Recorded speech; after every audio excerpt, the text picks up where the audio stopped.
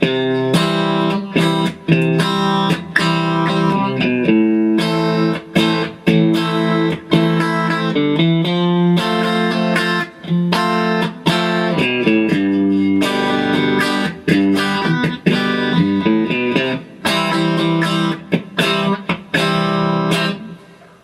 to the Summary of Knowledge and Skills for Guitar Fundamentals 2, Chapter 3. This lesson video should serve as a brief recap of all the things that were covered in Chapter 3. In Chapter 3, we started talking about combining scales and chords for the first time. We've played individual notes in the form of melodies and in scales before. We've also played chords before. However, we have not seriously discussed or tried to play scales and chords at the same time. This chapter was devoted to how to play them together and why it works, how you actually do it, how to understand and think about it. We started by noticing that the C major scale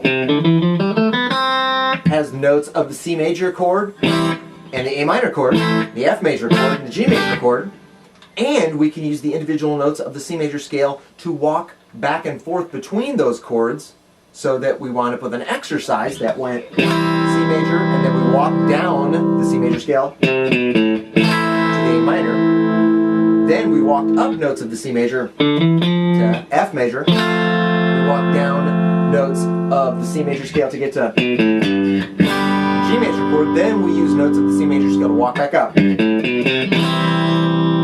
So we talked about why that works.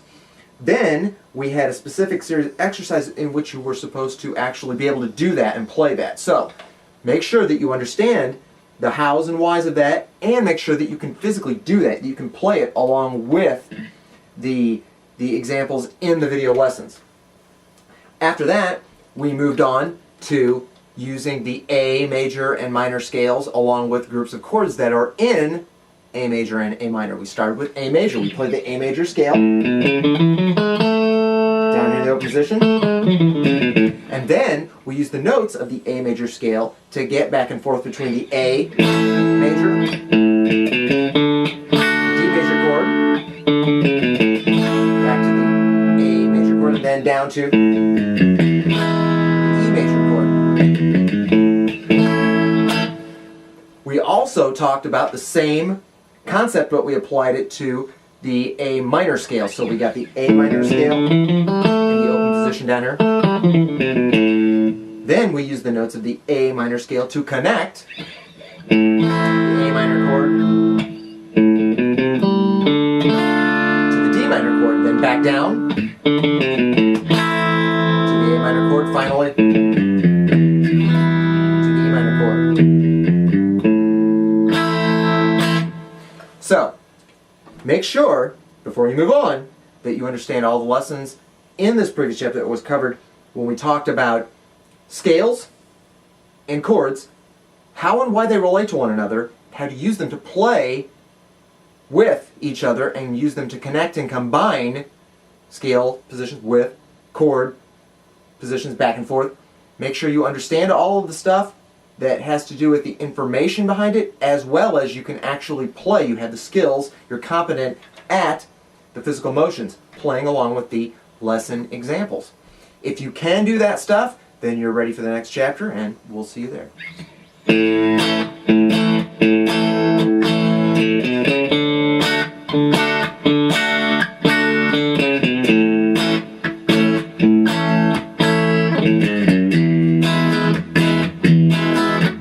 Thank you.